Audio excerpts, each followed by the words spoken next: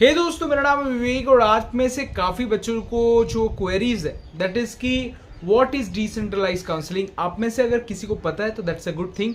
और आज की वीडियो में आप जो है हमारे तरफ से भी आप ये जान पाएंगे इन अ ब्रीफ कि what is actually decentralise counselling जो WBJE में होता है। तो ये बहुत ही बड़ा कॉन्ट्रोवर्शियल टॉपिक रहता है कि डिसेंट्रलाइज होगा या नहीं। क्योंकि मैं आपको बताऊं, एक दो चीज़ की काउंसलिंग होती है। पहला होता है एक सेंट्रलाइज काउंसलिंग, एक होता है decentralise counselling. What is centralise counselling? Centralise counselling का मतलब होता है कि सारे कॉलेजेस का जो है एक पर्टिकुलर जो भी एग्जामिनेशन से वो ले रहे हैं वो पर्टिकुलर एग्जाम ही एक तरीके का काउंसलिंग कंडक्ट करे और जो है सारे बच्चों को अपॉर्चुनिटी मिले। जैसे कि आप देखते हैं कि NTA एक ऐसा ऑर्गेनाइजेशन है जो है आपका सारा जेईई मेंस का एग्जाम लेता है। फिर जोसा एक दूसरा ऑर्गेनाइजेशन है जो कि टेक ओवर करता है सारे बच्चों को काउंसलिंग करवाने के लिए, CSAP करवाने के लिए। वैसे ही यहाँ पर जो है WBJ एक तरीके का काउंसलिंग असिस्टेंस भी है और साथ में एक एग्जाम कंडक्टर भी है जो कि सारे कॉलेजेस को ये अवेल करता है कि आप हमारे एग्जामिनेशन से जो है बच्चों को एडमिशन करवाइए और जो है उनको अपॉर्चुनिटी मिलेगा। ऐसे ही सिमिलरली दूसरे ही तो ऑर्गेनाइजेशंस होते हैं। पर डिसेंट्रलाइज क्या होता है कि जैसे कि हर कॉलेज को तो अपना फंड्स चलाने के लिए बच्चों को एडमिशन करवाना है, उनसे फीस लेना है, जिससे जो है वो प्राइवेट हो या गवर्नमेंट से फंड्स मिलता है। फिर भी जो है कॉलेजेस को अपने से भी फंड्स कलेक्ट करने की जरूरत है जिससे जो है वो बच्चों को आगे पढ़ा सके, अपने टीचर्स को फीस दे सके एंड दिस एंड दैट। तो यहाँ पर एडमिशन होना भी जरूरी है। तो गवर्नमेंट कॉलेजेस में होता क्या है दोस्तों कि सारे बच्चे गवर्नमेंट कॉलेज में ही सीट चाहते हैं। तो वो क्या करते हैं, शुरुआत में सारे सीट्स भर देते हैं और वो सोचते हैं कि फिर बाद में उनको फॉर एग्जांपल VIT कॉलेज मिल गया, कोई NIT मिल गया, या फिर कोई कैटेगरी से सोचो उनको IISc शिवपुर मिल गया, या कोई 2-3 बच्चा जो है एकदम लोअर गवर्नमेंट कॉलेज में गया तो भर तो दिया बट अब जो है नहीं लूंगा, मेरे को इच्छा नहीं कर रहा। तो ऐसे बहुत सारे थॉट्स के कारण वो एडमिशन्स नहीं लेते। तो वैसे में तो वो पहले सीट तो ले लेते हैं पर बाद में वो जाके एडमिशन नहीं लेते, या फिर बाद में जाकर उनके फॉर्म्स को फिल नहीं करते, या फिर जो है फॉर्म फिल करके दे देते हैं कि मेरे को अपने पैसे वापस चाहिए।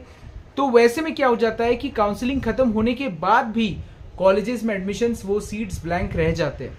और ये सारे सीट्स जो ब्लैंक रह जाते हैं फिर तो काउंसलिंग वापस से हो नहीं सकती इन सारे ब्लैंक सीट्स के लिए, क्योंकि कुछ कॉलेजेस में हो सकते हैं कि सारे सीट्स फिल हो गए पर कुछ कॉलेजेस में रह गया। जैसे जादवपुर में सोचो सारे सीट्स फिल हो गए तो सारे सीट्स वहां पर फिल हो गए, but Ramakrishna Mahato, Cooch Behar government college, ये सारे सीट्स जो है बच गए।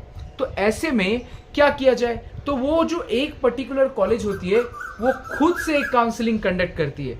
मतलब वो क्या करेगी, एक एप्लीकेशन जनरेट करेगी और अपने वेबसाइट पे और बच्चों को बोलेगी कि जो इस सीट्स के लिए इंटरेस्टेड है वो पार्टिसिपेट करे।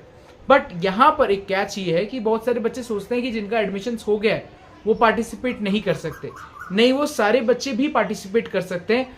इवन जो उस कॉलेज में जो बच्चा पढ़ रहा है वो भी पार्टिसिपेट कर सकता है। ऐसे भी बहुत सारे स्टूडेंट्स हैं मेरे जिन्होंने मैंने काउंसलिंग किया था। वो बच्चे जो हैं पहले मैकेनिकल डिपार्टमेंट में किसी कैटेगरी से गए थे और फिर काउंसलिंग अच्छे से करने पर डिसेंट्रलाइज पे उनको CSE तक कन्वर्ट हो गया।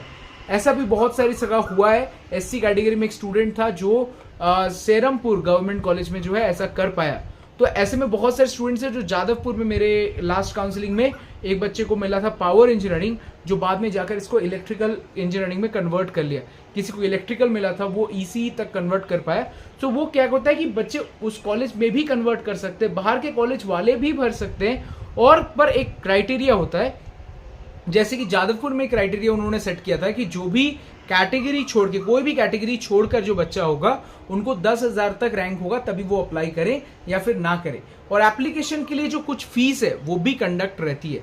काउंसलिंग बहुत सारे कॉलेज जैसे रामकृष्ण महातो, पुरुलिया कॉलेज, ये सब वो क्या करते हैं, काउंसलिंग को डेट्स में ऑनलाइन में रिवील नहीं करते। वो कॉलेज में एक स्पेसिफिक डेट दे देते हैं जहां पर कॉलेज को आपको विजिट करना पड़ेगा और फिर जाकर आपको उसी दिन एडमिशन लेनी पड़ेगी पैसे देकर।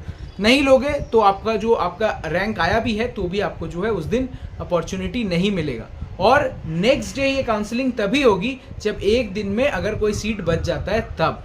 तो ऐसा कुछ कॉलेज करते हैं। बट जादवपुर में क्या होता है कि लिस्ट में नाम आता है, जो फीस सबमिट करता है उनका एडमिशन हो जाता है, जो फीस नहीं सबमिट करता फिर एक लिस्ट मूव करती है, जैसे कि हम लोग के आने वाले टाइम पे आप देखोगे। तो इस तरीके से जो है डिसेंट्रलाइज काउंसलिंग वर्कआउट करता है। 200-400 रुपए इधर उधर फीस होते हैं, बहुत सारे में फीस नहीं होता। वो एक वेबसाइट पे कभी भी डाल सकते हैं। ऐसा भी हो सकता है कि जो है कोई स्पेसिफिक डेट नहीं होता, जैसे ही काउंसलिंग खत्म होगा उसके हर 2 दिन में 3 दिन में जो कॉलेज आप टारगेट कर रहे हो उनके वेबसाइट्स आपको डे बाय डे विजिट करते रहना है और नोटिस के बारे में खोजना है। इफ आपको डिसेंट्रलाइज का नोटिस मिला, फटाक से भर दो। ऐसा भी हो सकता है कि यूट्यूब पे भी उसका अपडेट आपको नहीं मिला, मेरे तरफ से ही आपको अपडेट नहीं मिला, ये किसी और की तरफ से नहीं मिला, अचानक से उनके साइट पे आ गया। तो ऐसे में आपको जो है बहुत ही लिमिटेड टाइम भी देते हैं, 1 से 2 दिन देते हैं सिर्फ अप्लाई करने के लिए, 3 दिन देते हैं अप्लाई करने के लिए, क्योंकि सीट्स भी बहुत ही लिमिटेड होता है। और ऐसा भी हो सकता है कि कोई कोई ब्रांच में, कंप्यूटर साइंस में ये कोई, या फॉर एग्जांपल जो प्रीमियम ब्रांचेस हैं उनमें सीट्स नहीं भी आए। ऐसा हुआ है बहुत बार। ऐसा भी हुआ है कि जो है फॉर एग्जांपल कंप्यूटर साइंस में जादवपुर में सीट्स खाली है, बट आपको जो है ईआई या फिर इलेक्ट्रिकल ये सब में कोई ब्रांच खाली नहीं है। या फिर ऐसा भी हुआ है कि जो है पावर कंस्ट्रक्शन और ये सब में कोई ब्रांच खाली नहीं है। या फिर जो है आपको लोअर मैकेनिकल ये सब फुल हो गया है, बट आपको जो है ऊपर वाला ब्रांच नहीं मिला। बट आपका एक क्वेश्चन आया होगा माथे पे कि जो बच्चा उसी कॉलेज में, वो तो ब्रांच चेंज करने के बाद उसका सीट खाली हो जाएगा। हाँ दोस्तों, ये डिफॉल्ट रहता है और ये होता है हर साल, और फिर कुछ ना कुछ सीट्स ब्लैंक के साथ ही कॉलेज जो है आगे मूव आउट कर जाती है। तो एक बार वो डिसेंट्रलाइज कोशिश करती है, और अगर होता है तो बेस्ट रहता है। तो ये था आज का particular video. I hope this was helpful. आप काउंसलिंग असिस्टेंस प्रोग्राम में रजिस्टर करना चाहते हैं, सो बहुत ही लिमिटेड सीट्स है, ऑलमोस्ट क्लोज टू 22 सीट्स है एज पर 22 में जब मैं इस वीडियो को बना रहा हूं, और आपके पास बहुत ही कम समय है कि आप अभी रजिस्टर करें। लिंक आपको डिस्क्रिप्शन में मिलेगा, आप भी जाके एनरोल कर सकते हैं। Price is very limited which is 499। आपको पर्सनल असिस्टेंस मिलेगा हमारे साइड से, मेरे साइड से, specially to get the best colleges with your best ranks.